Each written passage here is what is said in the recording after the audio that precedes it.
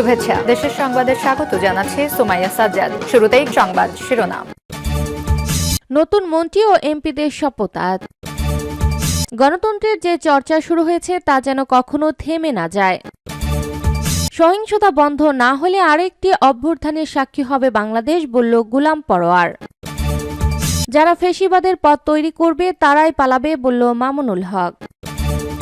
BNP সরকারকে সার্বিক সহযোগিতার আশ্বাস ইসলামী আন্দোলনের। এবং সর্বশেষ জানিয়ে দেব, জামায়াতের উত্থানে ভীতি ছড়াচ্ছে ভারতীয় মিডিয়া। শিরোনাম শুনছিলেন, এবার বিস্তারিত। নতুন মন্ত্রী ও এমপিদের শপথ আজ। নতুন সরকারের এমপি ও মন্ত্রীরা আজ মঙ্গলবার শপথ নেবেন। সকাল 10টায় সংসদ ভবনের শপথ রুমে এমপিদের শপথ অনুষ্ঠিত হবে। এছাড়া বিকেল 4টায় সংসদ ভবনের দক্ষিণ প্লাজায় অনুষ্ঠিত হবে মন্ত্রিসভার শপথ। ত্রয়োদশ সংসদ নির্বাচনে বিএনপি ভূমিধস বিজয়ের পর দলের চেয়ারম্যান তারেক রহমান নতুন সরকারের প্রধানমন্ত্রী হিসেবে শপথ নেবেন। নতুন সরকারের মন্ত্রীদের শপথের আগে কিছু আনুষ্ঠানিকতা এখনো বাকি রয়েছে বলে জানা গেছে। এছাড়া গণপরিষদের সদস্য হিসেবে আলাদা শপথের কথা সংসদ সচিবালয় থেকে জানানো হলেও বিএনপির এমপিরা আজ সেই শপথ নাও নিতে পারেন বলে দলীয় সূত্রে জানা গেছে। প্রায় 2 দশক বাংলাদেশ গণতন্ত্রহীন থাকার পর ষষ্ঠবারের মতো রাষ্ট্র ক্ষমতায় অধিষ্ঠিত হতে যাচ্ছে বিএনপি। ইতিহাস সেরা 12 ফেব্রুয়ারি নির্বাচনে 2/3 আসনে বিজয়ী দলটি আজ সরকার গঠন করতে যাচ্ছে। খালেদা জিয়া 2006 সালে প্রধানমন্ত্রী হিসেবে দায়িত্ব শেষ করার 20 বছর পর প্রধানমন্ত্রী হিসেবে শপথ নিতে যাচ্ছে তার ছেলে তারেক রহমান। তিনি বিএনপির এই ভূমিধস বিজয়ের কারিগর। এর আগে 2001 সালের 1 অক্টোবর বিএনপির ভূমিধস বিজয়ের নেপথ্যের কারিগরও ছিলেন তারেক রহমান।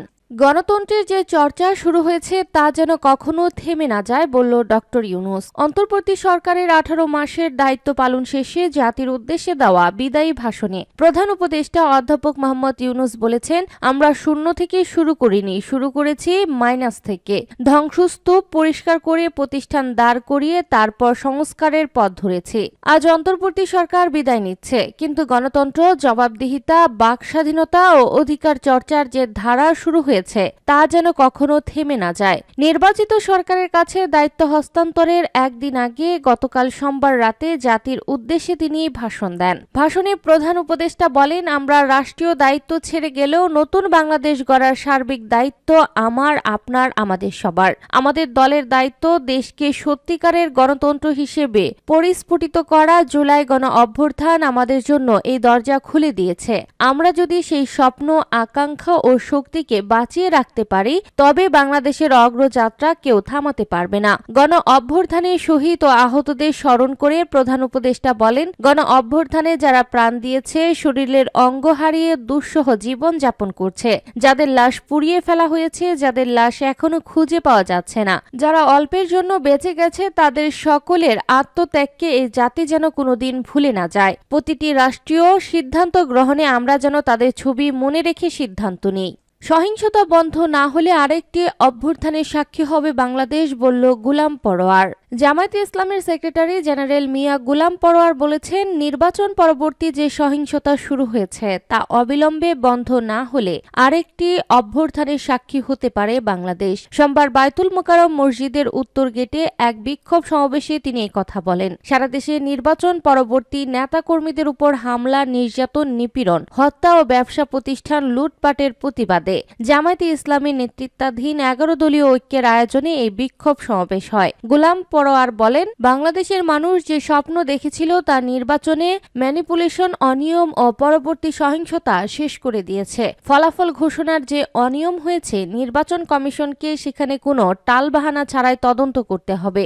অনিয়মের নির্বাচনে জিতে হামলা আমাদের আবার ফ্যাসিবাদের কথা মনে করিয়ে দিচ্ছে। তিনি আরো বলেন, জুলাই সনদে না ভোট ও ধানের শীষে ভোট সমান হয়েছে অনেক কেন্দ্রে। তারা না ভোটের ক্যাম্পেইন করেছে। নির্বাচনের পর পেট বুদ্ধিজীবীরা বলছে সরকার মানতে বাধ্য নয়। গোলাম পরোয়ার আরো বলেন, ফ্যাসিবাদের মতো সংখ্যাগরিষ্ঠতার ভিত্তিতে যদি জনরায় অমান্য করা হয় তাহলে তাদের ফ্যাসিবাদের পরিণতি বরণ করতে হবে।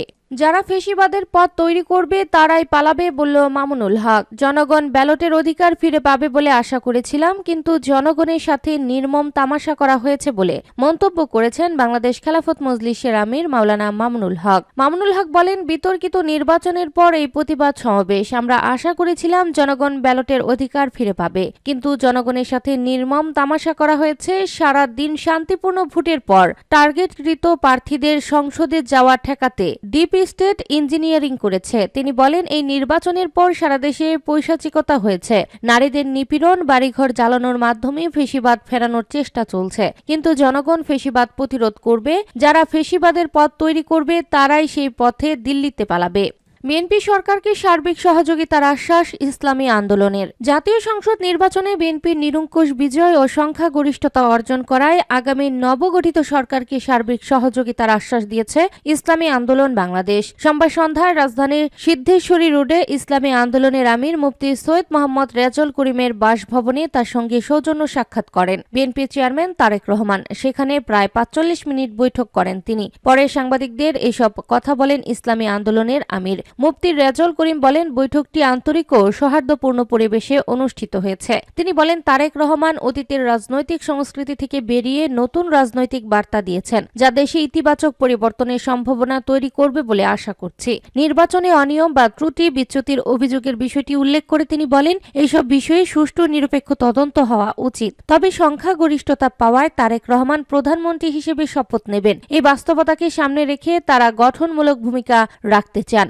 ইসলামী আন্দোলনের আমির জানান, দেশ গঠনের সহযোগিতা চেয়ে তারেক রহমান আমাদের সঙ্গে সাক্ষাৎ করেছেন। ইসলামী আন্দোলনের পক্ষ থেকে বলা হয়েছে, সরকার জনকল্যাণমূলক কাজ করলে তারা পাশে থাকবে। তবে জনবিরোধী, দেশবিরোধী বা ইসলাম বিরোধী কোনো পদক্ষেপ নেওয়া হলে দল প্রতিবাদ জানাবে। এই ধরনের অবস্থানকে তারেক রহমান স্বাগত জানিয়ে বলেছেন, অবশ্যই রাজনৈতিক দলগুলো স্বাধীনভাবে রাজনীতি করবে, তবে প্রতিবাদ করার আগে, আন্দোলন করার আগে আলাপ আলোচনা চালিয়ে যেতে হবে। মুফতি রেজাউল করিম বলেন, প্রতিবাদ বা আন্দোলনের আগে সংলাপ ও আলোচনার মাধ্যমে সমাধান খোঁজার বিষয়ে উভয় পক্ষ একমত হয়েছে। তিনি আশা প্রকাশ করেন, ভবিষ্যতে দেশ সৌহার্দ্য, সম্প্রীতি ও ঐক্যের রাজনীতি প্রতিষ্ঠিত হবে এবং প্রতিহিংসার রাজনীতি পরিহার করা হবে।